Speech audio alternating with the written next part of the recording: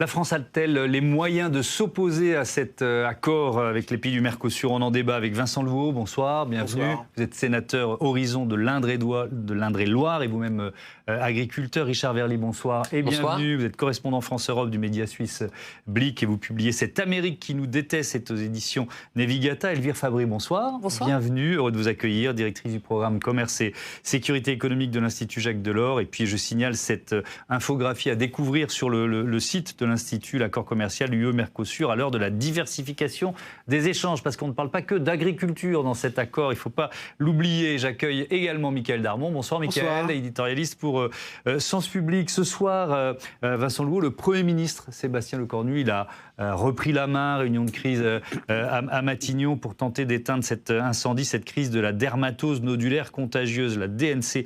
Est-ce qu'elle a été mal gérée par la ministre de l'Agriculture ? Je l'ai dit pendant le débat du budget, en fait, envoyer les chars contre les agriculteurs a été une erreur. On n'était pas pressé à 2 jours pour abattre ce troupeau. On a voulu montrer un coup de force pour mettre fin de façon assez impressionnante à la mobilisation des agriculteurs qui sont traumatisés par ces abattages d'urgence, en fait. Et j'avais appelé les conseillers de la ministre quelques heures avant en disant faites attention, la salle est chauffée à blanc, les agriculteurs sont à bout. C'était le seul secteur qui rapportait encore un peu d'argent dans cette zone. La céréale ne rapporte plus rien parce que le prix du blé est à 160 € la tonne et 45 € sous le coût de production. La viticulture, quand il y en a sur certains secteurs, en ce moment, ils sont en faillite quasi généralisée. Donc vous avez un élevage qui se porte plutôt bien avec des prix de vente, on n'a jamais connu ça depuis 20 ans, où on reprenait un peu d'oxygène. Moi, j'élève moi-même des vaches et je peux vous dire, quand le broutard était à 700, 800 € et qu'aujourd'hui il vaut 1500 €, ça change la donne. On reprenait envie d'être éleveur. Donc et un là, secteur qui allait mieux, qui a le sentiment qu'on lui tape sur la tête. Et on tape sur la tête, la maladie est très violente, et on n'a pas eu le temps de laisser comprendre. En fait, tuer un troupeau comme ça, de façon en 24 heures, c'est dingue, parce que en fait, c'est comme si je vous cramais votre voiture et votre maison en disant les assurances vont payer, quoi. C'est d'une violence extrême. Donc les agriculteurs n'ont pas compris, ils essaient de se rebiffer, sûrement un peu manipulés. Le Premier ministre a parlé de l'ultra-gauche. Bon, il ne faut pas tomber dans les extrêmes non plus. Moi, je n'aime pas ces effets de manche, en fait, parce que vous avez des agriculteurs qui sont au bout du rouleau. Oui, alors on va avoir le temps de détailler tout ça. Mais enfin, il y a quand même 2 syndicats qui sont en première ligne. Il y a Coordination Rurale, réputée plutôt proche de l'extrême droite, la Confédération Paysanne, plutôt classée à gauche. Est-ce que cette crise, elle se complique, Elvire Fabry, par ce bras de fer entre syndicats? Parce que la FNSEA était plutôt derrière le gouvernement. On voit bien qu'il y a des enjeux politiques. On se souvient déjà qu'au moment des élections des chambres agricoles, il y avait eu déjà pas mal d'agitation parce qu'il s'agissait de se positionner. Et ce qui est assez troublant quand même, c'est qu'au sein même de la FNSEA, on entend finalement une prise de position très homogène, alors qu'il y a des intérêts qui sont quand même assez divergents sur le dossier du Mercosur, en l'occurrence. Et là, on voit bien que là, en une semaine, 15 jours, on a une sorte de superposition de 3 enjeux qui sont 3 enjeux différents, qui sont le premier, comment on gère cette épidémie. Oui. Et là, j'aurais tendance à écouter d'abord les vétérinaires. Le deuxième, qui est les difficultés que rencontre cette filière et qui sont d'abord dues à une concurrence intra-européenne, avant d'être liées à la concurrence hors Union européenne. Et puis le dossier du Mercosur, qui lui est beaucoup plus vaste. Et auquel on va consacrer les 2 tiers de ce débat, parce que c'est assez passionnant. Il y a beaucoup de tiroirs à ouvrir quand on parle du Mercosur. Mais restons sur cette première crise. Et peut-être, votre avis, Richard Verly, peut-être que je fantasme un peu, est-ce que ce conflit, il est en partie vicié par des enjeux politiques à 3 mois des municipales? D'abord, il y a des éléments que je ne comprends pas sur cette dermatose nodulaire, parce que j'ai regardé, vous savez, la Suisse a des frontières avec la France, et il y a eu des cas de dermatose nodulaire qui ont été repérés dans l'Ain et dans le Jura, donc à la frontière suisse. Et j'ai regardé ce que les autorités suisses ont fait. Il n'y a pas eu d'abattage, il y a eu une vaccination des troupeaux, il y a des zones de surveillance qui ont été mises en place de manière étroite dans les cantons de Genève et de Vaud. Donc je me dis, comment se fait-il que côté suisse, alors que c'est la même maladie, c'est les mêmes problèmes, on a une approche, semble-t-il, beaucoup plus prudente et mesurée sous surveillance vétérinaire, et qu'en France, on procède à ce type d'abattage qui est quand même quelque chose de très brutal. J'ai pas la réponse, donc je ne tranche pas, mais le fait est que de part et d'autre de la frontière, on n'a pas la même manière de gérer ce type de problème. Après, sur ce que vous disiez, c'est-à-dire, je pense que le monde paysan est chauffé à bloc en France, ça c'est une réalité. Est-ce qu'il est instrumentalisé? Je crois qu'il n'a pas besoin d'être instrumentalisé pour être chauffé à bloc, parce que tout simplement, il y a une paupérisation, on se souvient des manifestations qui avaient eu lieu il y a 1 an ou un peu plus d'1 an, il y a une paupérisation générale qui est très difficilement acceptable pour le monde paysan, et surtout, alors il y avait la lumière des ventes, vous disiez, de l'augmentation du prix des veaux, c'était la lumière dans le tunnel, mais cette lumière, elle est en train de s'éteindre, et à part ça, vous avez très peu de lumière dans le tunnel, alors que l'agriculture, je le rappelle quand même, c'est indispensable pour la souveraineté alimentaire et la souveraineté de l'Europe. Bien sûr, la souveraineté alimentaire, cette guerre alimentaire dont parle la ministre Annie Genevard, on en parlera aussi dans ce débat. Quand on regarde nos confrères des chaînes d'information en continu, Michaël Darmon, il y a tous les ingrédients d'une crise médiatique et politique, c'est spectaculaire, ça fait des heures d'antenne, bref, on n'aimerait pas être à la place du Premier ministre qui essaye de déminer ce soir. Et alors que cela concerne une partie infime sur le plan statistique des éleveurs. Il y a 16 millions de bovins en France et ça concerne une toute petite partie. Simplement, il ne faut pas minorer effectivement les mois. Justement, il est d'autant plus symbolique parce que ce conflit, une fois de plus, vient toucher le nerf vital de l'agriculture française et de son malaise qui dépasse bien largement ce gouvernement, bien largement cette mesure-là. Et c'est d'autant plus symbolique que, regardez la mesure, le terme qui est employé même par les agriculteurs eux-mêmes pour l'abattage, ils disent le dépeuplement. Non, c'est pas les agriculteurs. En réalité, c'est en tout cas l'administration. Mais c'est un terme qu'eux-mêmes aussi maintenant ont intégré. Ce qui veut dire qu'en réalité, lorsqu'on abat des troupeaux, ils ont le sentiment qu'on les abat eux. Et et c'est en ça que cet émoi... La perception psychologique par les agriculteurs... Et c'est en ça que cet émoi est beaucoup plus important, eu égard... C'est pas une ligne de compte, eu égard à l'aspect numérique, quand même, de cette épidémie qui ne touche pas beaucoup à l'intérieur du troupeau français. Elle va quand même laisser des traces, cette crise, notamment dans la relation avec les vétérinaires, qui sont notamment chargés, évidemment, des abattages cibles, pour certains, de violences et de menaces. On écoute le président du Conseil national de l'Ordre des vétérinaires. Ce qui se joue aujourd'hui, si finalement la pression, l'hystérisation que nous connaissons aujourd'hui des débats ne se calme pas, c'est un divorce, je dirais, sur le long terme, une défiance sur le long terme entre vétérinaires et éleveurs. Et là, je ne sais pas comment les choses peuvent aboutir, mais très clairement, nous aurons des conséquences. La défiance, elle se traduira aussi par une volonté, un retrait s'il le faut, une clause de retrait des vétérinaires, que ce soit pour le dépeuplement, que ce soit aussi pour aller vacciner, ou que ce soit aussi pour aller soigner les animaux dans les fermes. On ne peut pas exercer son métier en étant entouré par la force publique. C'est pas possible, on n'a pas fait ça pour ça. Vincent Louot, est-ce qu'il y a certains agriculteurs qui sont trompés de cible en s'en prenant aux vétérinaires? Clairement, la colère est tellement forte que là, ça dérape.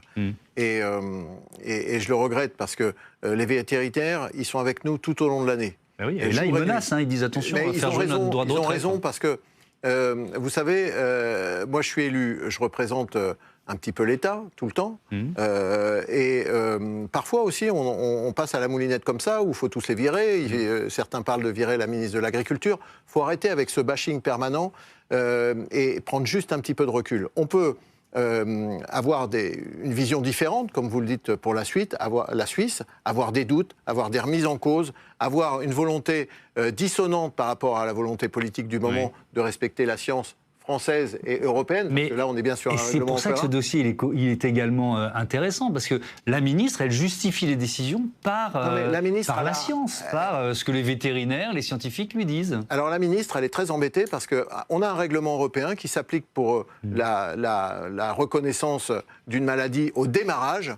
Par contre, c'est vrai que, comme à La Réunion, comme en Italie, quand la vague est passée et que vous avez 7 000, 8 000, 10 000 élevages, vous ne pouvez plus faire d'abattage systématique. Vous êtes obligé de vacciner en masse et ne tuer que les animaux qui sont malades.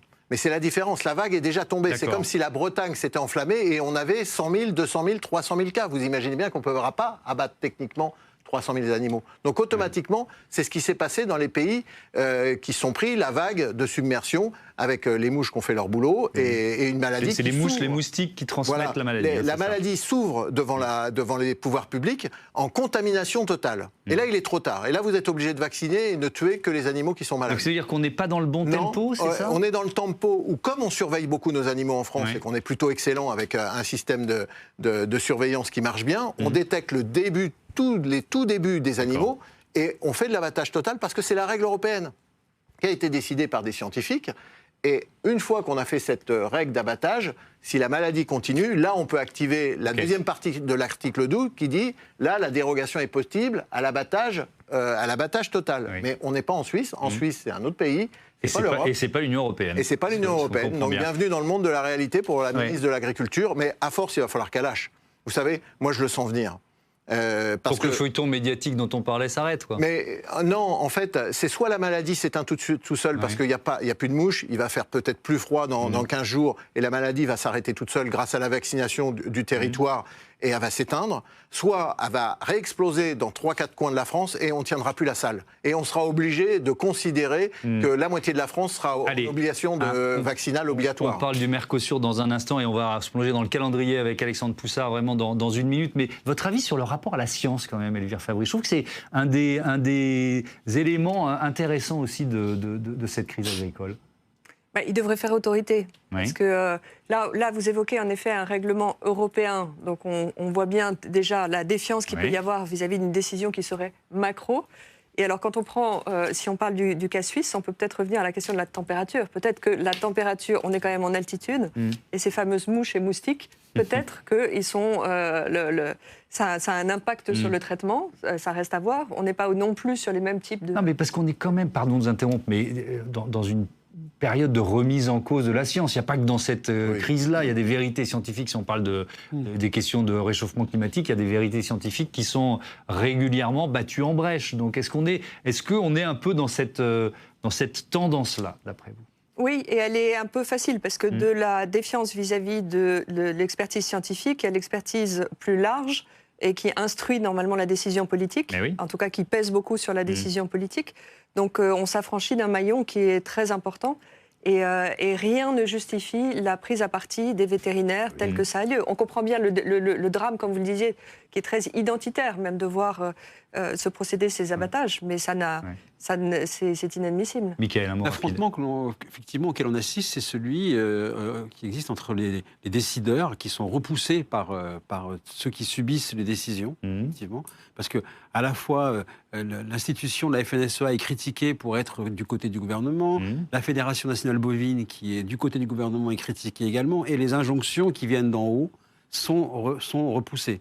Parce qu'il y a effectivement une défiance à l'égard de la science, mais quand il y aura vaccination, quelque part, il y aura peut-être un peu plus d'acceptation de la part des agriculteurs. Mais l'injonction qui consiste à dire, voilà, on va faire une méthode d'abattage général... C'est la verticalité de la décision. Exactement, la verticalité... Qui remonte jusqu'en Europe, jusqu'à Bruxelles. Et par définition, qui en plus se nourrit du sentiment anti-européen tellement facile à... Allez, un mot rapide là-dessus. Non, c'est tellement facile. Là, il faut qu'on avance, qu'on trouve des solutions. Après, il faut prendre le temps de parler avec les agriculteurs. Il faut aller les voir, leur laisser un peu de temps. Encore une fois, on n'est pas à 2 jours pour abattre un élevage. Il faut mettre en place une discussion avec les vétérinaires. C'est pas la même chose d'arriver avec 200 CRS que d'arriver avec les vétérinaires qui vont faire leur boulot. Et je pense pas qu'il n'y a pas un agriculteur un peu cérébré qui va porter atteinte à des vétérinaires. Là, on est sur un bad trip où, je l'ai dit à la... Il y a eu des menaces quand même. Bien sûr, parce que là, on est dans le paranormal. On est dans le paranormal. On est dans le paranormal d'une instrumentalisation où les réseaux sociaux font un désastre. Alors, attendez, vous avez la vie en live, des abus, des mensonges, des fake news. Dramatique en fait. Donc là, on est dans le summum de ce que peut arriver en fait demain, ce que sera demain pour la population. Qui remet en cause notamment les vérités scientifiques dont on parle, les fake news que vous évoquez, c'est ça. Mais on connaît ça pour tout un tas de sujets qui sont la médecine, qui sont l'agriculture, qui sont les marchands de tisane. Voilà, les marchands de tisane ont encore de bons jours devant eux et il va falloir qu'on s'en occupe un peu sérieusement, nous, législateurs. Eh ben, vous savez, c'est aussi l'un des chapitres de notre second débat sur les élections municipales. On va voir le rôle que la désinformation va pouvoir jouer dans cette campagne et dans le trimestre qui s'ouvre. Mais là, comme promis, on va ouvrir ce grand chapitre consacré au Mercosur, cet accord passé avec les pays d'Amérique du Sud. Et c'est donc Alexandre Poussard qui nous rejoint pour nous détailler le calendrier. Bonsoir Alexandre, Bonsoir Thomas. Bienvenue à vous. Semaine cruciale pour l'adoption de ce texte. Quel est le calendrier ? Eh bien, il y a déjà eu un vote important aujourd'hui au Parlement européen sur cet accord de libre-échange avec le Mercosur. Les eurodéputés ont adopté des mesures de protection des agriculteurs. Autrement dit, si des produits comme le bœuf, la volaille, le sucre voient leur prix chuter avec l'arrivée des concurrents d'Amérique du Sud, eh bien l'Union européenne pourra remettre en place des droits de douane afin de protéger ses filières agricoles et de stabiliser le marché. Alors dès demain, il y aura une négociation entre d'un côté le Parlement européen, les États membres de l'Union européenne et puis la Commission européenne pour se mettre d'accord sur une rédaction finale de cet accord avec le Mercosur, en incluant ces mesures de protection des agriculteurs. Et puis alors il y a une date importante, c'est jeudi, les choses sérieuses en quelque sorte commencent entre chefs d'État européens. Oui, dès jeudi, les chefs d'État et les chefs de gouvernement des 27 États membres de l'Union européenne se réunissent en sommet à Bruxelles et normalement devraient voter sur cet accord de libre-échange avec le Mercosur. Alors pour que ce texte soit adopté, c'est un accord commercial, donc il faut une majorité qualifiée, c'est-à-dire au moins le vote pour de 15 États membres sur 27, qui représentent 65% de la population européenne. Mais attention, il peut y avoir aussi ce qu'on appelle une minorité de blocage, c'est-à-dire au moins 4 pays qui votent contre et qui représentent 35% de la population européenne. Alors on sait déjà que la Hongrie, la Pologne vont voter contre. La France, qui demande le report de l'examen de ce texte, pourrait également voter contre et tente de convaincre l'Italie de faire de même pour constituer cette minorité de pays bloquant l'accord avec le Mercosur. Mais si la France n'y arrive pas à former cette minorité de blocage, eh bien l'accord commercial sera adopté par les États membres et la présidente de la Commission européenne, Ursula von der Leyen, sera autorisée à aller samedi au Brésil pour signer au nom de l'Union européenne cet accord de libre-échange avec les pays d'Amérique du Sud. Et là on se dit c'est la fin de l'histoire, mais non. Eh bien non, l'histoire ne sera pas finie car les parlementaires qui sont opposés à cet accord de libre-échange avec le Mercosur veulent saisir la Cour de justice de l'Union européenne pour voir si ce texte est compatible avec les traités européens. D'ailleurs, le Sénat français a voté aujourd'hui une résolution qui appelle à cette saisine de la Cour de justice de l'Union européenne. Et si la justice européenne s'empare du dossier, cela pourrait prendre plusieurs années avant d'avoir une décision et cela reporterait l'application de cet accord avec le Mercosur. On parle d'un report d'ici l'été 2027, c'est-à-dire 18 mois supplémentaires. On rappelle, Thomas, que cela fait 25 ans que les Européens discutent avec le Mercosur sur cet accord. Oui, c'est assez vertigineux. Merci beaucoup, Alexandre Poussard. Richard Verly, est-ce que vous pensez que cet accord pourrait ne pas être signé, ne pas voir le jour ? J'ai beaucoup de peine à l'imaginer. On va voir si les efforts de la France pour rallier l'Italie, notamment, sont payants. Mais rappelons quand même une chose, c'est qu'une majorité d'États européens veulent cet accord, que les milieux économiques veulent cet accord et que surtout ils en ont besoin parce qu'il faut trouver de nouveaux marchés. Donc il y a une cohérence à avoir cet accord du Mercosur. Après, la difficulté, et il faut quand même le redire, mais ça nous ramène au sujet précédent, c'est qu'on a tendance aujourd'hui à oublier que chaque pays a des spécificités. Et la ruralité française, le monde paysan français, l'agriculture française, c'est une spécificité. Et donc moi, mon interrogation, alors bien sûr je suis un peu biaisé sur ce sujet compte tenu du fait que je représente un média suisse, mais je me demande si l'avenir sur ce type d'accord va pas être sur des formules d'opt-out, c'est-à-dire la capacité pour certains États membres de se retirer d'un accord commercial en estimant qu'il ne correspond pas à la spécificité économique du pays. Je ne vois pas comment, je vais au-delà du Mercosur, je ne vois pas comment, dans le contexte de polarisation actuelle, politiquement explosif, on peut continuer, même si un accord a des vertus, à l'imposer à des populations qui ont le sentiment qu'il n'est pas dans leur intérêt. À mon avis, si on continue comme ça, on va dans le mur. Alors on l'a vu, on va déjà rester dans la cuisine un peu européenne. On a vu que l'Italie de Giorgia Meloni avait un rôle important, Elvire Fabry. Est-ce que vous l'imaginez suivre la France et rentrer dans cette minorité de blocage ? On a entendu en Italie également du côté de l'agriculture, déjà même le ministre de l'Agriculture, il y a un an, dire, comme d'autres ministres de l'Agriculture en Europe, dire on a un problème avec cet accord. Il n'a jamais été suivi jusqu'à présent d'une position officielle de Giorgia Meloni qui allait en contre de l'accord du Mercosur. Pourquoi? D'abord parce que quand on parle d'agriculture, ça n'est pas un bloc. On a des filières qui ont des intérêts défensifs, on a des filières qui n'attendent qu'une chose, c'est cet accord, en commençant par les vins et spiritueux, et ils sont très importants en Italie. Ils subissent le même coût de la baisse de la consommation de vin, de l'augmentation des droits de douane aux États-Unis et en France, en particulier aussi des sanctions chinoises pour le cognac et l'armagnac. Il y a aussi la filière laitière. C'est 40% de la filière laitière qui exporte sa production vers le reste du monde. Si on n'a pas ce marché du Mercosur pour diversifier les exportations, le maître mot de ce dossier aujourd'hui sur le Mercosur, c'est diversification. Oui, alors ça, on y reviendra, mais sur l'Italie, est-ce qu'il y a aussi, dans les liens entre Giorgia Meloni et, par exemple, le président argentin Javier Milei, une part de l'explication? C'est aussi de la géopolitique ou de la géoéconomie? Ça pèse forcément. Ça pèse forcément. Et dans le contexte actuel, je ne vois encore moins Giorgia Meloni, je me trompe peut-être, mais tourner le dos à Javier Milei, qui a toujours été son allié politique, son miroir politique en Amérique latine.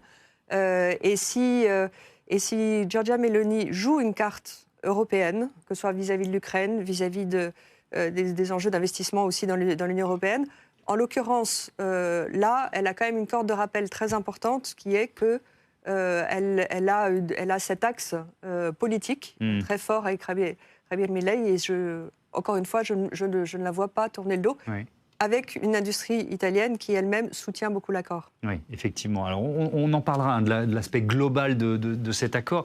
Mais alors, sur le volet agricole, Vincent Louveau, il y a quelque chose que je ne comprends pas. Il y a des clauses de sauvegarde. On l'a expliqué avec Alexandre Poussard à l'instant.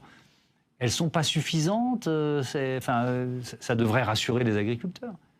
Les agriculteurs, déjà, ne comprennent pas tout ce qui se passe, parce que c'est extrêmement compliqué. Ils se disent, de toute façon, on va se faire avoir à la fin, c'est la banque qui va gagner. Donc déjà, c'est une certitude, parce qu'ils estiment que l'agriculture sert de monnaie d'échange et qu'ils ne sont pas dupes et qu'ils se disent, on représente 4-5% de l'accord, donc on sait bien qu'à la fin, le train va finir par arriver à la gare. Donc ils sont très froids là-dessus. Et puis les agriculteurs, et puis nos habitants, on leur explique jamais vraiment qu'en fait la seule politique qui est européenne dans ce pays, c'est pas la politique agricole commune, c'est la politique du commerce qui date de 1968, où on applique des directives directement, qu'on n'a pas de code du commerce et que tout se passe par l'Europe. Et que l'exception de dire moi je veux pas un accord, ça marche pas comme ça en Europe du tout, parce que vous dédouanez en Hollande et après, c'est parti pour tout le restant du pays. Les clauses de sauvegarde, bon, on va être poli, parce qu'on fait tous le jeu, et puis on est tous des gentils garçons, mais c'est du pipeau. Les clauses de sauvegarde, vous pouvez en parler aux producteurs de tomates cerises, notamment. Activer des clauses de sauvegarde qui sont tellement complexes à activer, ne sont jamais activées. Donc moi, je veux bien qu'on... D'accord, donc soi-disant dit, on a des clauses de sauvegarde, ça va vous protéger si les cours de vos produits baissent trop. Oui, mais il faut qu'ils baissent tellement sur des cours mondiaux et des marchés de référence qui sont très durs à activer, les clauses de sauvegarde. Les États peuvent demander les activations de clauses de sauvegarde. La Commission n'est pas du tout obligée de suivre les demandes des États, parce que c'est quand même sa compétence propre, et ils font aussi des échanges. Mais sur le marché de la tomate avec le Maroc, jamais ils ont voulu activer les clauses de sauvegarde, elles ne sont pas activables. Donc c'est le premier point. Et puis les mesures miroirs, je suis désolé de le dire, mais... Alors il faudrait expliquer en quelques mots ce que c'est. Les mesures miroirs, c'est nous, on lave plus blanc que blanc en France, donc on va imposer... Enfin, on considère que les produits qui doivent rentrer chez nous doivent être lavés aussi blanc que blanc. Oui, notamment sur les enjeux environnementaux. Oui, et sur les enjeux environnementaux. Donc bienvenue dans la réalité du commerce, c'est-à-dire qu'on a pu faire un moratoire sur les OGM, parce qu'il y avait une suspicion, en fait, de dire ça va perturber les écosystèmes et puis peut-être filer le cancer à tout le monde.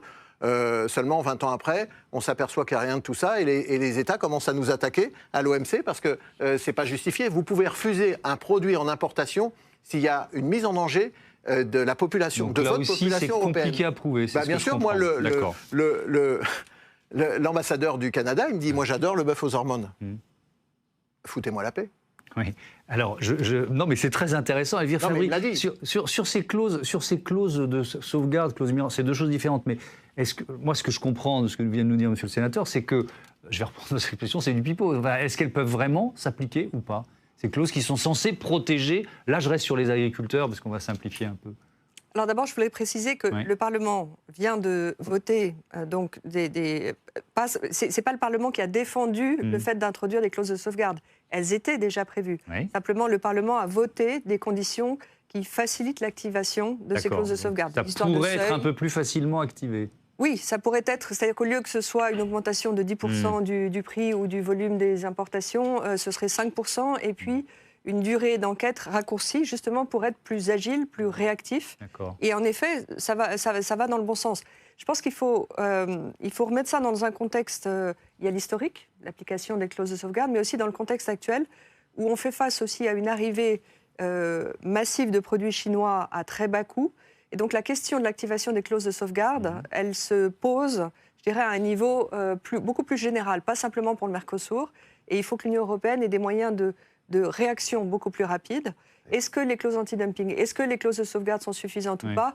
Là, il y a un débat qui est presque plus large. Mais en plus de ces précautions qui sont prises sur les clauses de sauvegarde, il faut quand même revenir sur la question des contingents tarifaires. C'est-à-dire que l'abaissement des droits de douane qui a été négocié très durement par la Commission pour donner un petit accès au marché européen, il faut rappeler que, ne serait-ce que pour la viande bovine, c'est l'équivalent à peu près de 1,5% de la consommation de l'Union européenne. Donc c'est très peu de viande de bœuf qui rentrerait, c'est ça? À bas coût, à coût réduit. C'est-à-dire sauf que ça tombe déjà sauf que ça tombe pas bien. On dit ça au moment où on est en train d'abattre des troupeaux de bovins en France à cause de les agriculteurs, quand tu parles avec eux, c'est des commerçants, c'est des chefs d'entreprise qui considèrent que presque le Mercosur est un bon accord et ils ne discuteraient même pas s'ils étaient en bonne santé. Là, on paye cash le fait que notre agriculture franco-française dévisse complètement déjà en Europe, et encore pire dans le monde, et c'est notre responsabilité française.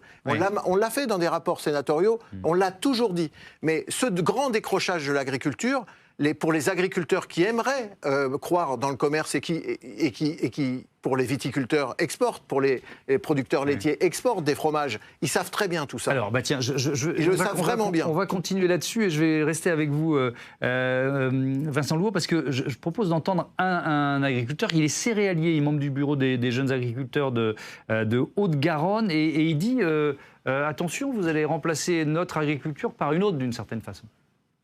On ne veut pas disparaître parce que la terre est faite pour nourrir les hommes. On a une population à nourrir et ça, c'est l'enjeu de demain. Et aujourd'hui, ce que les politiques font, c'est de vouloir... aujourd'hui, on envoie des CRS chez des éleveurs et en contrepartie, on signe le Mercosur où on va importer des bêtes de l'autre bout de la terre. Grosso modo, aujourd'hui, ce qu'ils préparent, c'est le remplacement de notre agriculture par une autre agriculture à l'opposé. Donc ça, c'est pas entendable.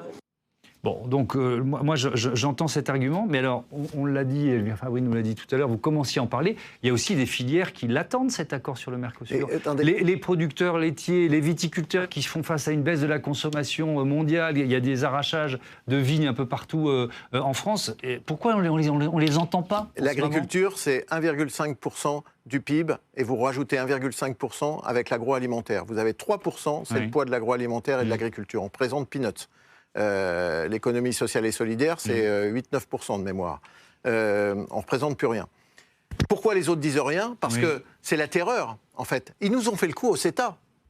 Donc le CETA, c'était l'accord avec le Canada. C'est l'accord avec le Canada, où la FNSEA, en background, me disent « Ah non, mais nous, on n'a rien contre l'accord, mais on ne peut pas le dire. » Et en plus, ils demandent aux JA de monter au front, parce que la FNSEA ne dit jamais en face ce qu'elle a envie de dire. Elle demande aux JA de dire ce qu'elle n'a pas le courage de dire. Ça marche comme ça dans notre... Non, mais je le dis non, c'est bien de le dire. À un moment, c'est une réalité. Oui. Mais d'ailleurs, l'accord avec le Canada, vous y étiez favorable? Ah non, mais j'étais le seul. On était très peu. Vous n'étiez pas nombreux. On n'était pas nombreux. Mon groupe a voté pour la motion de renvoi du CETA. Mais encore une fois, j'ai envie de dire, je ne suis pas le débile de libéral qu'on va me reprocher. Demain, je vais aller sur la barricade dans le sud-ouest. Je vais me faire prendre par les pieds. Mais ce que j'ai envie de dire, les agriculteurs, ils peuvent comprendre tout ça. Ils ne veulent pas trop servir de monnaie d'échange. Et aujourd'hui, ils n'en peuvent plus parce qu'ils ont perdu toute leur compétitivité de la ferme France. Et ça, ils sont sacrément en colère. Et ce que je dis à tout le monde dans l'hémicycle et à mes collègues, je dis les gars, Et l'agriculture, c'est demain le commerce, l'industrie, avec Schein, avec tout ce qui va arriver. Donc, il faut traiter l'agriculture, il faut que l'Europe se réveille. Quand Trump fait 10 décrets par jour et que les Chinois font pareil, ils font de l'intox, nous, on réfléchit pendant 4 mois. On parle des hésitations, on va dire ça comme ça, d'Emmanuel Macron dans un instant. Mais une petite question, Elvire Fabrice, sur ce contexte géopolitique quand même. Est-ce que l'Europe aujourd'hui, et peut-être certains agriculteurs ou certains autres secteurs de l'économie française, peuvent se passer d'un accord avec les pays sud-américains? Non. D'abord, on voit que beaucoup de nos exportations ont souffert de la baisse de la consommation en Chine et du fait que la Chine n'ouvre pas davantage sur le marché aussi dans les secteurs des services, par exemple, où on est bon aussi. On parle là de l'industrie, de l'agriculture, mais il y a aussi les services. Et on sait, Dieu sait si elles pèsent dans le PIB français. Les États-Unis sont donc moins accessibles. Oui. Et là, ce sont tous les pays du reste du monde qui cherchent aussi eux-mêmes des débouchés. Et donc, c'est une concurrence forte. La Chine elle-même a énormément augmenté ses parts d'exportation vers les pays d'Amérique latine ces dernières années. La place qu'on n'a pas prise avec des années de négociations, et même depuis 2019. Ça fait un quart de siècle que ça dure. Là, c'est la Chine qui l'a prise, qui est devenue le premier partenaire commercial. Donc on est en train de se priver de débouchés pour beaucoup de secteurs d'activité de l'économie européenne et donc aussi française. Oui, et il faut même insister sur le fait qu'il y a encore quelques jours, les États-Unis ont publié une stratégie de sécurité nationale très offensive vis-à-vis de l'Union européenne et qui rappelle que l'Amérique latine est un peu leur chasse gardée. Tout à fait. Et que ce ne sont pas aux puissances étrangères, le reste du monde, de venir finalement à la fois renforcer leur présence économique et politique. Alors ils pensent évidemment d'abord à la Chine, mais ils pensent aussi à l'Union européenne. Et donc là, le signal qu'on enverrait en plus en ratifiant cet accord aujourd'hui, c'est un signal fort, c'est un signal de confiance. C'est pas un signal... là, l'Union européenne, avec cet accord, elle affiche un signal offensif de stabilisation de son économie et à un moment où on est quand même beaucoup en défiance. Oui, et c'est vrai qu'on a un peu de mal, on va dire ça comme ça, Mickaël, à suivre les prises de position du président français, Emmanuel Macron, qui donne un peu le sentiment de naviguer à vue.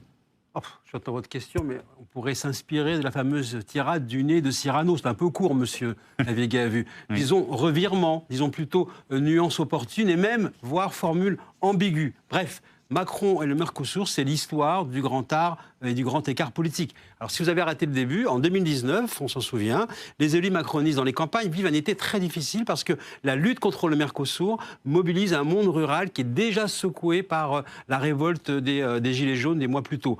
Un accord global devient tout d'un coup un motif de lutte sur le terrain. La guerre contre le local est déclarée. En réaction, Emmanuel Macron s'érige, il s'oppose, il dénonce un texte incompatible avec les engagements climatiques de l'accord de Paris. Et voilà que la déforestation en Amazonie, la politique du président brésilien de l'époque, Bolsonaro, sont des lignes rouges morales, environnementales. Et Macron devient le grand défenseur des agriculteurs français et de toute la planète. Oui, mais alors les années passent et les gouvernements ils changent. En Amérique du Sud aussi, le discours évolue. Exactement. Et sans vraiment le dire, eh bien, sans vraiment soutenir frontalement le Mercosur, on voit Emmanuel Macron qui commence à assouplir sa position. Alors là, il ne s'agit plus de rejeter l'accord, mais de le réécrire, de l'amender, de l'encadrer. Bon, traduire en français, la France n'est plus du tout contre l'accord en soi, seulement contre sa version actuelle. C'est la nuance qui ouvre la porte à toutes les interprétations. Et finalement, on est au cœur du en même temps dont vous nous parlez souvent, d'ailleurs. Oui, l'en même tempisme, moi j'appelle ça. Effectivement, on le décrit régulièrement. Eh bien, ce glissement, une fois de plus, n'est pas anodin.